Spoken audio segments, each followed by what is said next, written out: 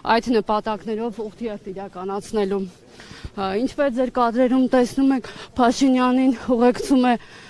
բարձրաստիճան պաշտոնյաներ, Պաշտպանության նախարար Սուրեյ Պապիկյանը, արտաքին գործերի նախարար Արարատ Միրզոյանը, էկոնոմիկայի նախարար Գևորգ Պապոյանը եւ այլ ՔՊԱ-ականներ։ Ըստ էության, հարգելի հետևորդներ, կարող ենք արձանագրել, որ Նիկոլ Փաշինյանի հայտարարած ուղղթիթին մասնակցում է հիմնականում պետական համակարգի աշխատողները իրենց բարձրաստիճան ղեկավարների գլխավորությամբ։ Այսօր ԵՄ նկատել էր, որ մարզպետներն են ուղղթիթին մասնակցում, մարզպետարանի աշխատակիցները։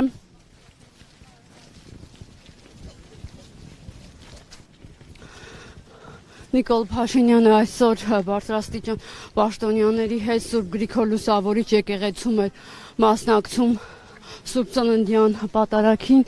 իսկ երեկ երեկոյան նա սակավաթիվ թիմակիցների հետ Սուրբ Սարգիս եկեղեցում էր մասնակցել ջրաքալույցի պատարագին, իսկ ամենայն հայոց կաթողիկոսը այսօր մեր տաճարում էր պատարագ մատուցել, իշխանության որևէ ներկայացուցիչ այս ընթացքում մայրաթոր չի այցելել, Սուրբ պատարագի այնտեղ չէր մասնակցել։ Իդեպ հարգելի հետևորդներ, հավելեմ, որ Սուրբ Գրիգոր Լուսավորիչ եկեղեցում Նիկոլ Փաշինյանի եւ բարձրաստիճան ՔՊԱ-ականների համար պատարագը մատուցում էր Տեր Անուշավան եպիսկոպոս Ժամբ Կոչյանը, որը